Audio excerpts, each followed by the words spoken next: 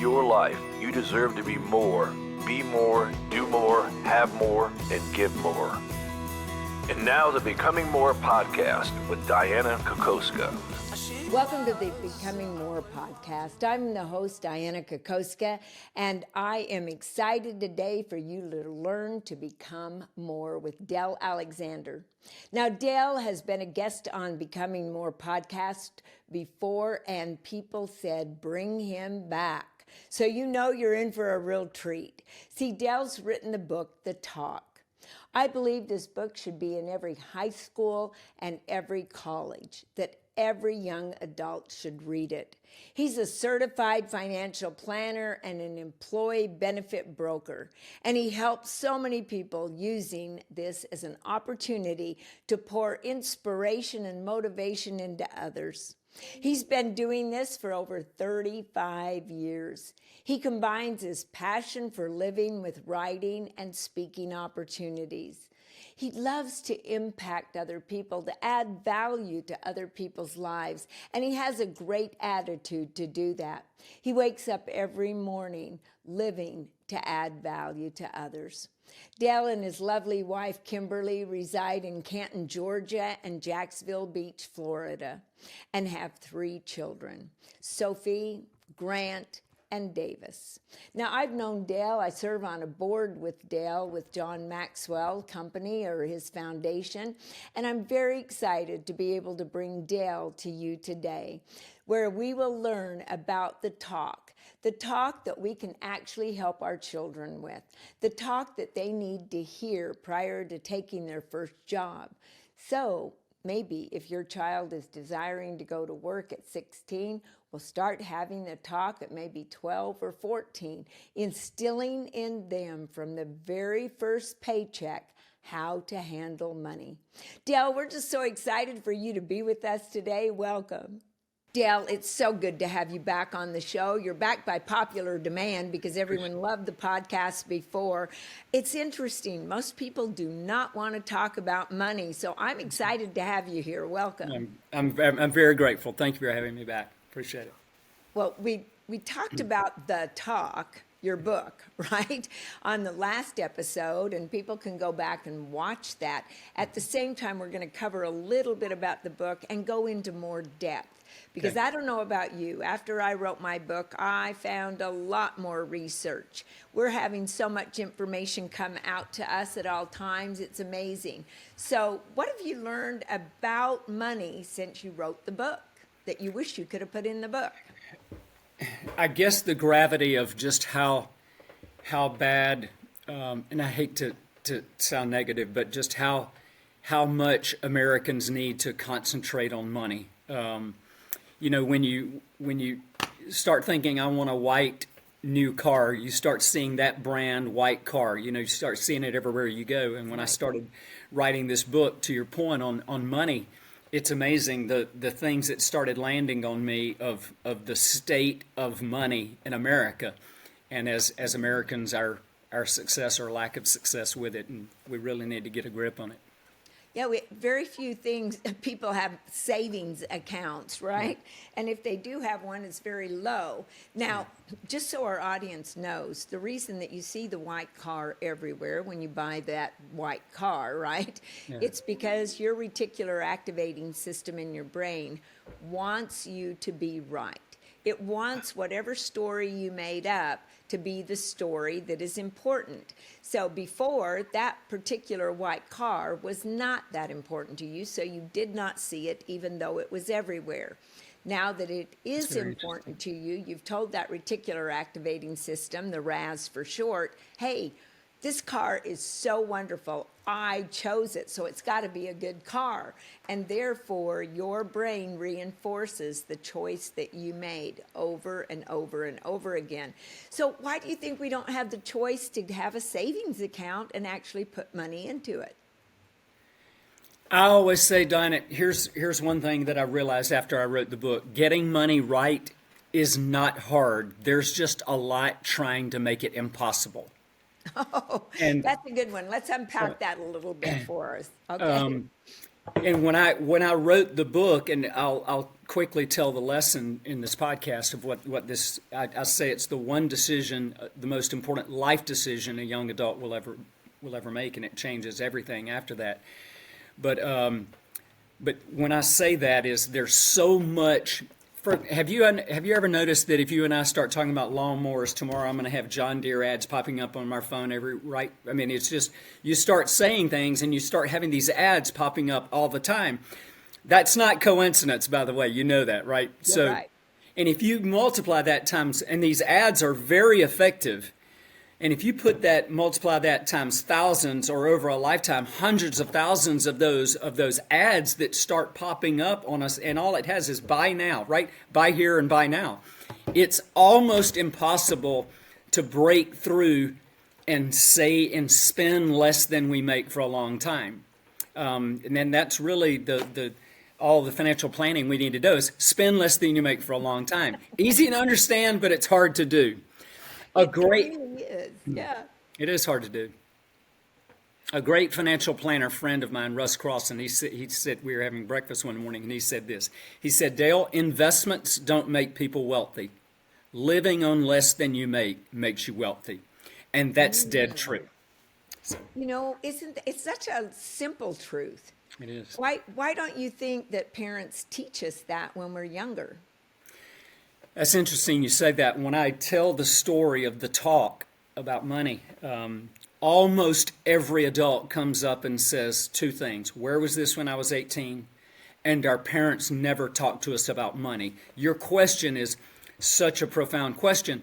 And a lot of people watching this or listening to this are probably going, that's exactly right. I was never talked to about money. Here's part of the reason why. Have you ever heard of the Titanic effect? Is the bigger the problem looks, the worse that you want to deal with it. That's why people kept walking around on the Titanic and didn't want to get off, because it couldn't sink, right? Right. So the worse the problem looked, the less you wanted to deal with it. So if you think about parents, what are you going to tell your kid? You know, we talk to our kids a lot about sex and our jobs, careers, ethics, morals. But when it comes to money, what are you going to tell your kids? Your kids, you need to do money right. Well, Dad, did you get it right? No, I didn't get it right. Or, you need to put it in investments. So where do you have it, Dad? I got it all in the bank. I mean, if you're doing it improperly, as many people are, you don't want to talk to your kids about that. So that's why I called it The Talk About Money.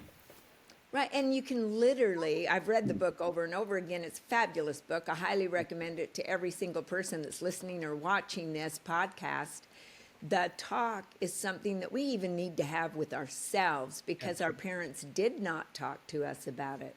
Amen. And there's so much, like I say, there's so much coming at us to get it wrong, to not live on less than we're making. And as kids, that's why I say it's getting it right is not hard. There's just a lot trying to make it impossible. And if you can set up one principle as a young adult coming out of high school or college, it will be you'll be automatically on path to the success most people want financially. Yeah, what you're talking about is having habits, building that habit. And we can't just say, hey, I want to have this habit. We actually have to do it so much, because the way our brain works, we have to train our brain into a habit. We think it over and over and over again, and it goes from the frontal lobe, the neocortex, into the limbic system, which is the doing part of the brain. And we have to do it over and over and over again to get it into the cerebellum, which is having the being part of the brain. So we go from having the information to doing the information to becoming the information. Okay. So what principle would you give us right now to start with to learn it, and then how do we implement it? How much do you think we need to implement it to become a person that automatically does it? There's 4 things you need for lasting change in anything in your life: a passionate discontent and a powerful vision. Watch this. You've heard of people that can try and quit smoking or try and quit drinking or lose weight, and after a while it falls off.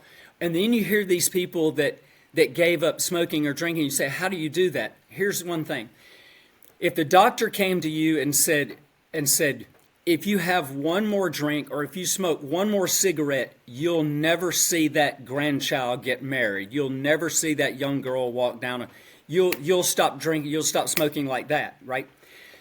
But until you have a passionate discontent, and Dianna, you've got to get mad enough, you'll do something about it. But until you have a powerful vision, when you're mad enough, you're going to make a change. But unless you have a powerful vision of what you want that thing to do, eventually you'll quit. Because spending more money is more fun than saving more money. Am I right? So you've got to know what you want it to do for you. So when I get mad enough of my circumstances, I've then still got to have a powerful vision. And here's what I call it. It's the drift. Have you ever noticed when you go out in the ocean and you go play, and everybody loves going out in the ocean, and it's fun, and you're playing around. Have you ever noticed in an hour when you're ready to come back in, you're a quarter of a mile down the beach? Have you ever, right? Yeah, I've noticed it with my granddaughter when we go to San Diego, yeah. Okay, here's the thing. You never noticed when you were drifting. You ultimately realized that you had drifted, right? My pastor, Andy Stanley, said, no one realizes when they're getting lost. Everybody realizes when they are lost. And here's the thing about money, to your point of what causes this, is in life, when you're unaware of what you're doing financially, you're drifting. And Dianna, we drift in many areas of our lives. We drift relationally in our relationship. We might drift. We drift healthily. New word alert. Our health drifts, right? Our spiritual life drifts. Our financial life drifts. And here's the principle. Your dream has to be stronger than your drift. That's so good. Let's say that again. Dream has to be stronger than your drift. Your dream has to be stronger than your drift. I love surfing. We live at Jacksonville Beach. And I tell my kids, if usually when I'm there, my wife is on the beach. And in life, in finances, in relationships, you have to know, in parenting, I have to know what my ultimate goal is. What is true north for me? Dale, what is success to me? And I can tell you what my idea is, but what's success? And when you're surfing, if you're drifting, the way to overcome that is know, if I'm looking at my wife, that's my ultimate goal. Paddle back to your dream. Paddle through the drift back to your goal. Because when I get ready to go in, Dianna, financially, relationally, spiritually, I want to end up where I want to be. My goal for my life is having the affection and admiration of my wife, the obedience and love of my children, the pride of my parents, and the respect of my friends and colleagues. And when I know what true north is, that drift my dreams got to be stronger than the drift. That is so good. And I wonder how many people actually have the dream written down. You know, I did a program over the weekend, and it was about vision. And not just writing your vision down. Many people have vision statements. It's much more than that. It's casting the vision. It's communicating the vision. It's focusing on the vision. Because without commitment, there's no unity. And without unity, there is no vision accomplished. So what you're talking about is bringing our money, our relationships, our spirituality, our learning, everything that we do to us and the ultimate goal. And if we don't focus on that goal, well, what happens, Dale? You drift. We drift. So what have you done to help people stop drifting? So the lesson of my book, just very quickly, and then we can adjust that to adults that may not have done this. When many of the people watching or listening to this have a young adult, I wrote this lesson for 16 to 24-year-olds yet to get their first real job yet. And when they get out of high school, college, military, they're going to go get their first real job. If you think back, Dianna, to your first job you got where you actually filled out paperwork from a lady named Dottie. I mean, you remember your first real job, right? and you went from making basically nothing to the most money you'd ever seen in your life. I'm telling these young adults, when you get that first job paycheck, instead of spending it all, stop and only spend 70% of it. Make 70% your 100%. 70% of that first job check is still going to be the most money they've ever seen in their life, at least on a regular basis. You're at zero. Yeah. Make 70 your 100. And here's why they can do that. They don't have a standard of living established yet. Yeah. And whatever number you accept as your standard, that becomes your reality. In 2 months, watch this, you'll never know that 70% is not 100. It's just all you've ever known as your 100. And they'll never have this moment again where they're going from nothing with no set standard of living to the most money they've ever gotten, and they can define it. Because if they take 3 checks at that first job, spending it all, they will never back down to 70%. It's over. You won't back down. And here's something else I've learned. Most money problems are not problems about money. That's why people typically won't out-earn their way and start earning back to spending less. Because bad money habits are not mostly about money. Yeah, they think if I just make more money, and they That's not complain gonna solve about it. money. And I've often wondered, well, if you complain about people, they stay away from you, don't want to be around you. Well, money's an energy. So if you complain about it, why would it want to be around you, for heaven's sakes? Oprah Winfrey, I think said it best, that when we complain, we have more to complain about. When we show gratitude, we find more to be grateful for. Amen. And so part of your money management is actually being grateful for what you have, spending 70%, not 100%. So what do they do with the other 30%? That's a great question. I'm glad you asked that. Okay, because there's 30 left. 20% you invest, you save and invest, because 10% is not enough. By the way, I've had my certified financial planning designation since the 90s, so money is what I've studied all my career.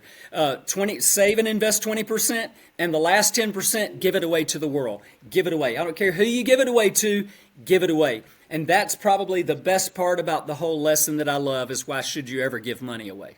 Well, yeah, we go from being a person that can make money to doing something to make money to having money, and people stop there.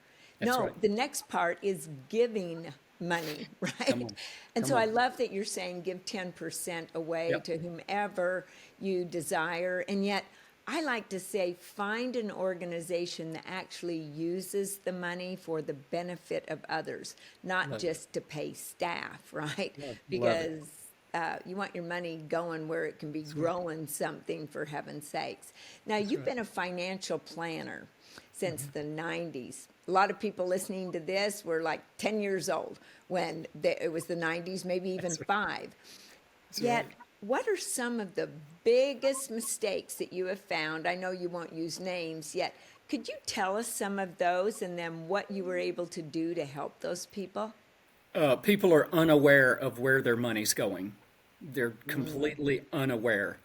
We're unaware of how I hate to keep going back to the drift. We're unaware of how our health is drifting, our relationships are drifting, our money's drifting, and the way you can do that and solve that is to put keystone, you touched on this earlier, keystone habits in your life that kind of check you up on how you're doing. I have things that I do in my personal life that remind me. One of them is simple as this. Every year I'd take my kids and we would always go to the boat show.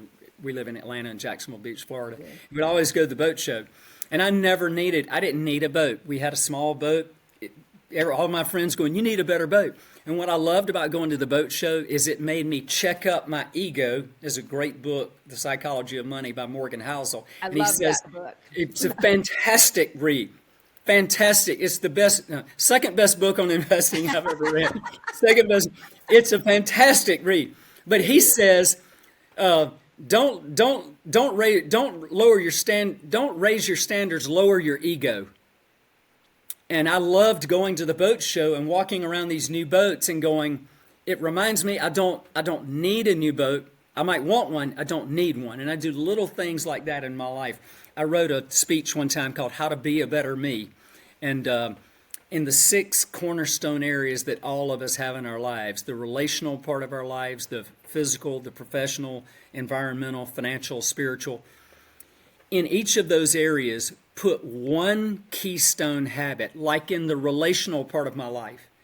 I like to take my wife and go to a marriage conference that we do every year. That one keystone habit will set me off thinking about my relationship for most of the year.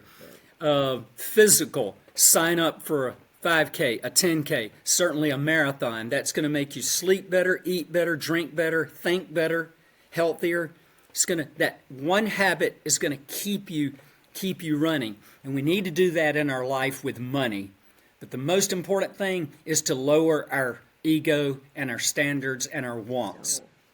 So important. And I love that book. In fact, I gave it for Christmas to a lot of people last year after reading it. I highly recommend it to The everyone. Psychology of Money by Morgan Housel. Right along with your book. I suggest them both, right? And my book, for heaven's sakes. So here's the interesting part, though, Dal, is with people having so little in savings, and you brought up health and being unaware of the drift, people wait to go to a doctor when they're sick.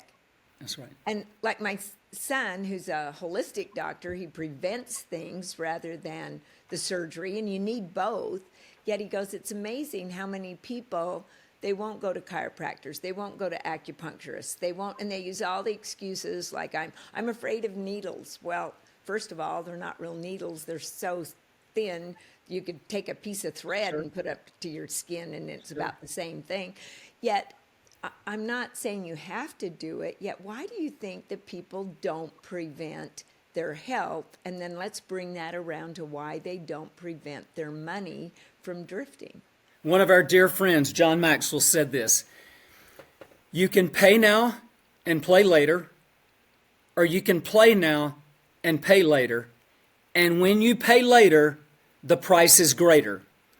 And Dianna, you always pay a price. Yeah. There's always a price. If I want a better marriage, if I want better parenting, better children, better finances, better health, better mental, you have to pay a price. And you will either pay it earlier or later. And when you pay it late, if I don't care about my money, I'm going to pay that price at some point. And when I have to pay that price later, it's much greater. If I'm going to pay that price health, you're either going to pay the price. I heard a pastor the other day said, everyone wants to be in good shape, but no one wants to be sore. Isn't that a great quote? Isn't that a great quote? Yeah. So you've got to think in the future and know at some point you're going to pay a price, period. Mm-hmm. And it's much in investing. Time on your side is by far the easiest way to accumulate wealth. And go back to most money problems are not problems about money. 51% of Americans that make over $100,000 are living paycheck to paycheck. 30% that make over $250,000 are living paycheck to paycheck.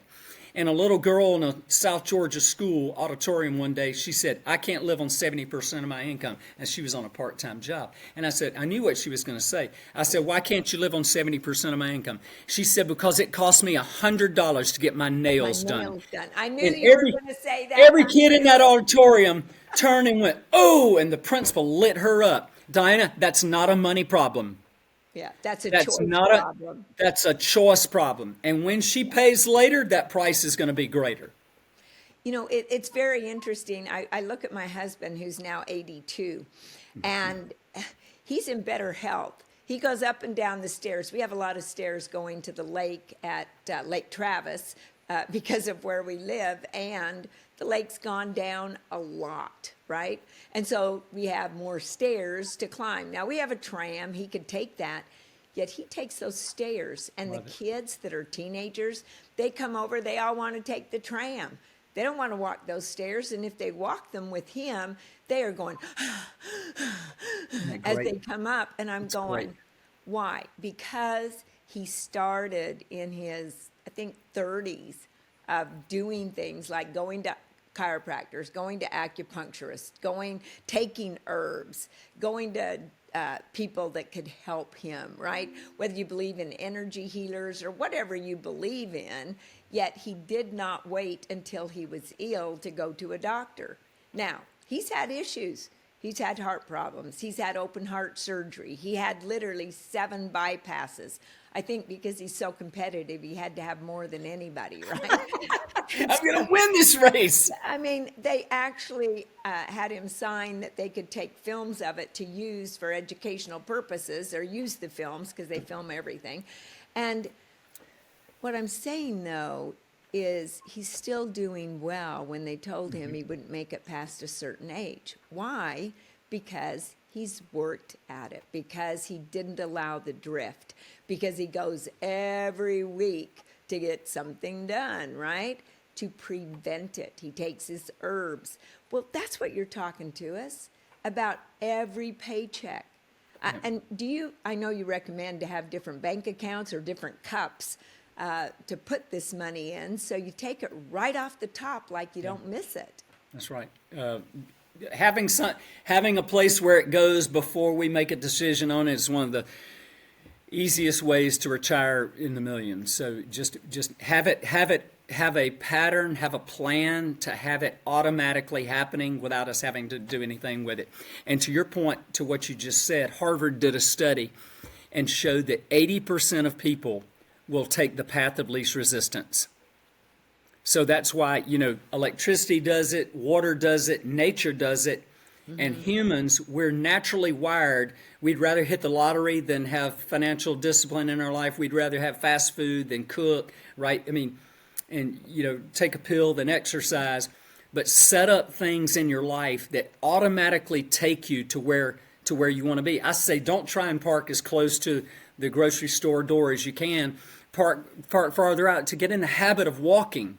It's more about the thing than it is the habit. The habit's much more important than the thing, to your point. If you track it, right, I mean, like I have a Fitbit.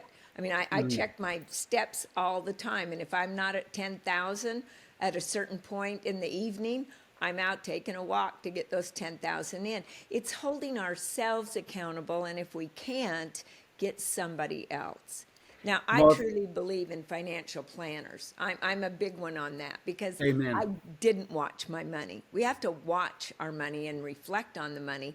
I mean, I found myself in a world of hurt and really, you can read it in my book, This Is Not About Me. So I do want to tell you, I found the hard way. If you don't watch your money, it disappears. So how often should we be visiting our money, Dale?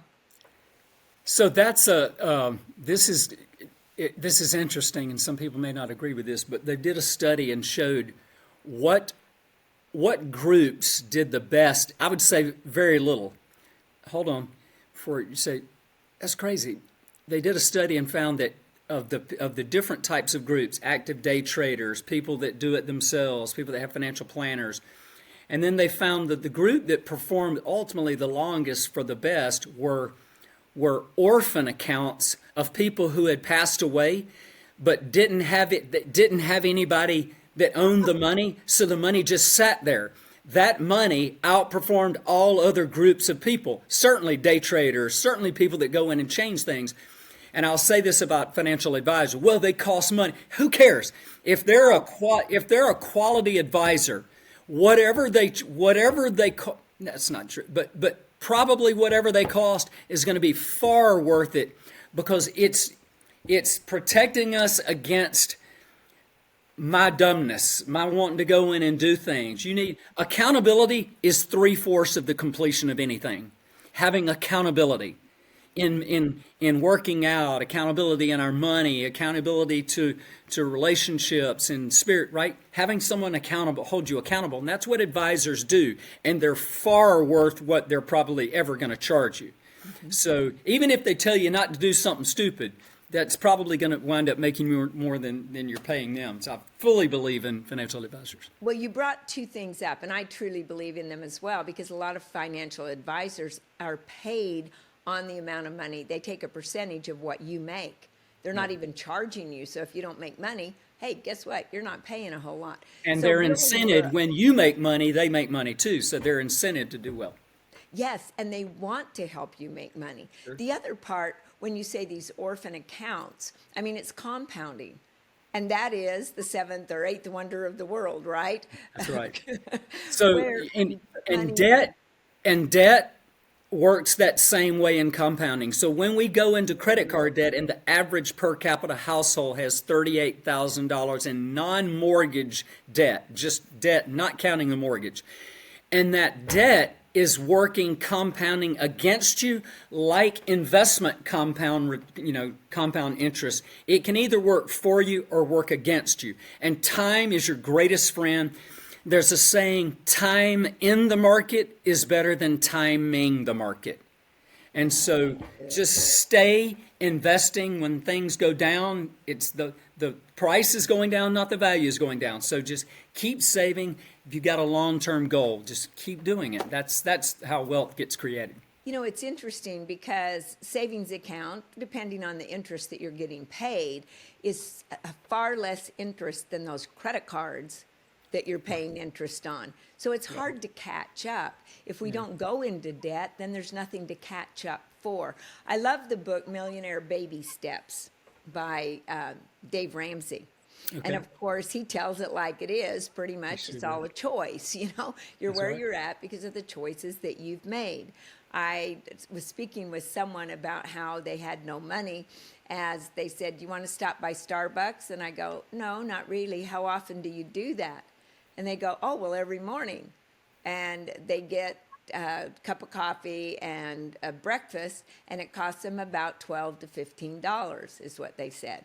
And I'm going, every morning, we'll do the simple math. Do that times 30. You know, 15 times 30 in my book is $45, right? I mean, That's right. wait, 450. What did I just do? 15 times 30. Come on, Dianna. So you look at that and you go, really?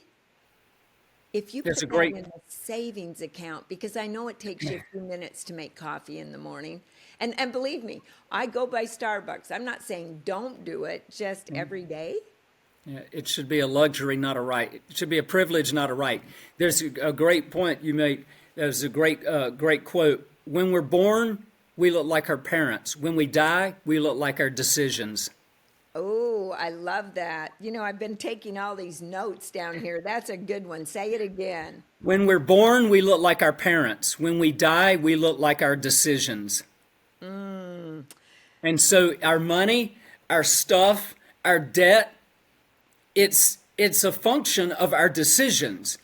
It's simple.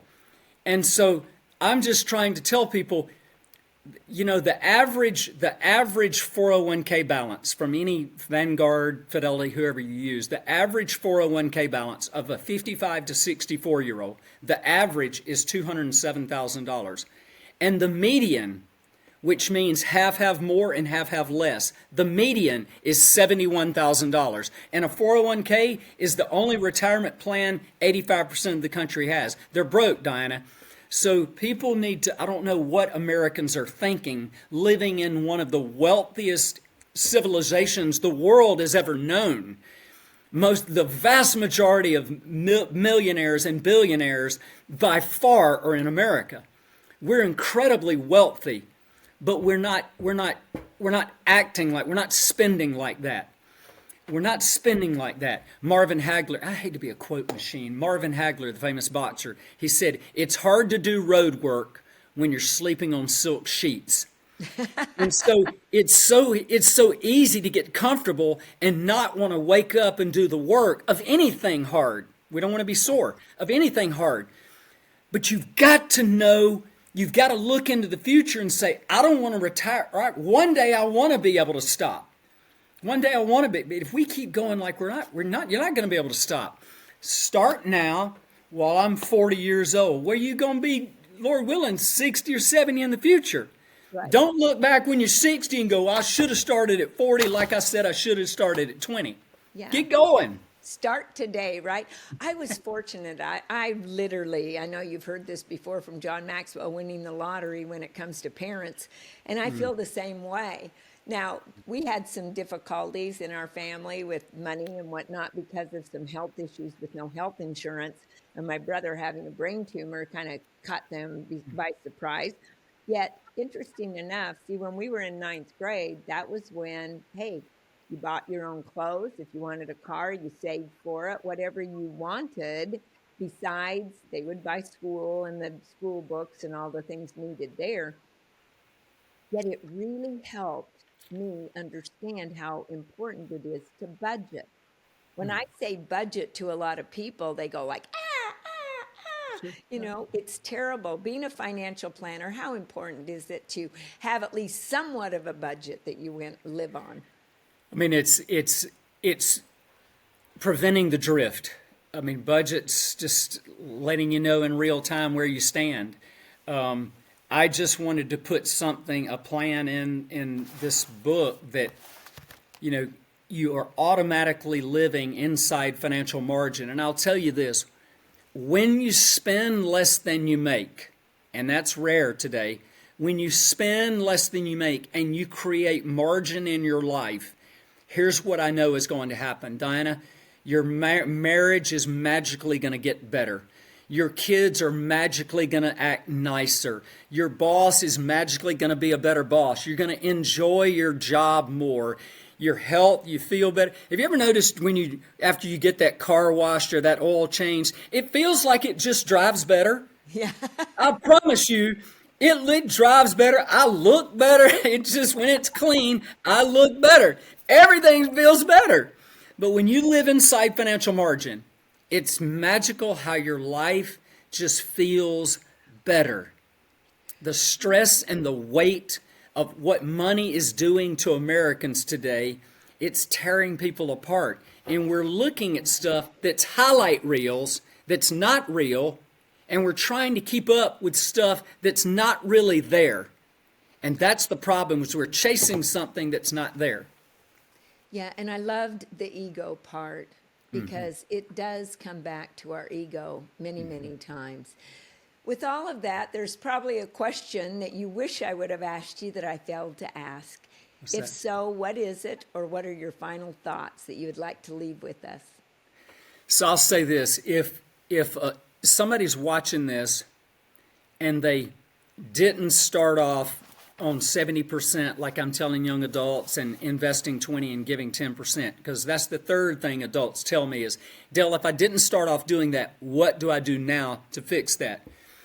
And I've always said the reward of action has to be greater than the comfort of inaction. So here's the reward, is there's two things you have to do if you didn't start off getting this right. Number one, from now on, for the rest of your life, now that you've heard me say this, for the rest of your life, every new dollar that comes into your household, every raise, every bonus at work that a spouse gets, every garage sale proceeds, every car loan you pay off, every new dollar coming into your house for the rest of your life, never take more than half of it, ever, period, end of story. Get to some seasons where you go, this is what my wife and I did 10 or 15 years ago. We said, Kimberly, and this is a hard word for Americans to understand. Be content. Be content for some seasons, at least some seasons, where you go, we don't need all this. Maybe we don't need any of this new money. It's new money. Let's not take any of it. And when you keep doing that over some seasons, you're living on less and less of your income. The second thing that you have to do, the money that you save, get it turbocharged, working as hard as it can by investing in stocks of great companies of the world through what are called mutual funds. And at the talkaboutmoney.com, you can read, I've got all this is in the book and on my website, but just get mutual funds that have investment managers studying and putting your money in great companies of the world. And the stock market is not risky, has not been risky since the beginning of it, as long as you have time. And that's where people don't understand that. So those two things, never spend more than half of any raise you ever get in the future, and get it turbocharged by putting it in investments of great companies of the world. Yeah, I found that real estate and stock markets, if you just leave you there long enough, you'll make money. A lot of people want the quick rich, right? Give me quick money. There really is no quick money. People think they can get rich by winning the lottery or winning a lawsuit. That's the worst way to make The money. long road is the short path. You'll be The right long back road's where you were. The statistics show it. You'll be right back because your thinking about money has not changed. I call it our financial thermostat, and everybody has one. I don't know where yours is set, yet you determine that, and you've got to raise that financial thermostat to have more money. And you can start out by writing down what you desire to give. This next year, write down what you desire to give away and then work backwards.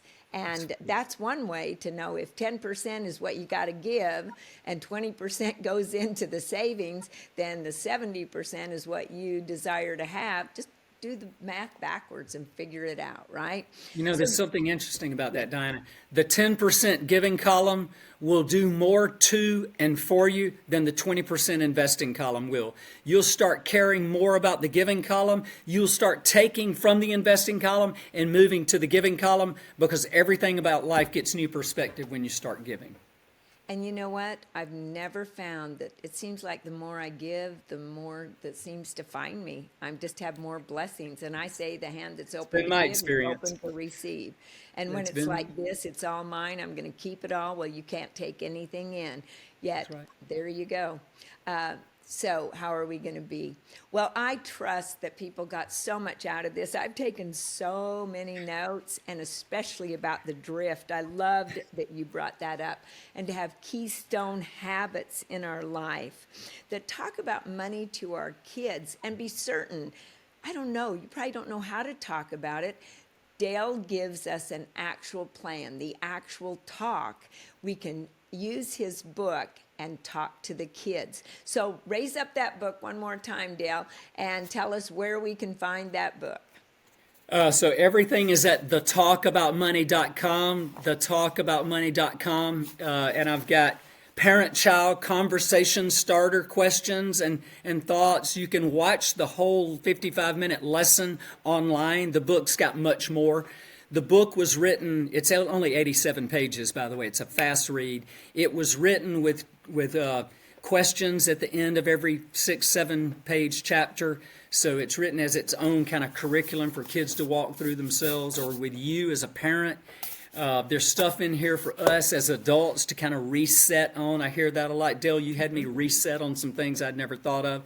But the talkaboutmoney.com has everything there. You can watch the whole lesson, get the book, see interviews and stuff like that. Well, I found the book very interesting to help with my grandkids because I don't have any young kids anymore. That's right. And to go through that with them, and your questions are fabulous, so thank you. Is there a social media or any other place we should go to find you, Dale? Sure. DaleAlexander.com or thetalkaboutmoney.com. At Dale Alexander, I think I'm all over social media. I've got to give a shout out to the state of Georgia, the State Department of Education. They actually believed in this so much, they actually gifted the book to all 120,000 graduates of Georgia. Oh, wow. Every graduate of Georgia got this lesson, and they believe in literacy, financial literacy. Texas does, and many states do, and I'm just trying to get in front of as many young. I think this lesson could change a generation's saving and giving habits. So Okay, so I want to say one more thing then. With that, a lot of people, especially in sales, they have clients. And to get those clients, they're always wondering, what could I give? What could I do for those clients? And I think some of the things that you could do is have some classes. Invite some of your clients in, and you start teaching out of the book. And they can buy the book themselves or you can gift it to them, whatever you desire. Yet to get your clients together and speak about a subject that will actually mean more to them than anything. Yep. I think we've got to start looking at how we can give back and help other people and find in life that the more you give, the more you receive. So with that, Dale, thank you so much for being with us and being back on the show. And we'll be watching all the requests to have you back again. See you soon. I appreciate you Bye-bye, so my much. friend. Thank you. In your life, you deserve to be more, do more, have more, and give more. And now the Becoming More podcast.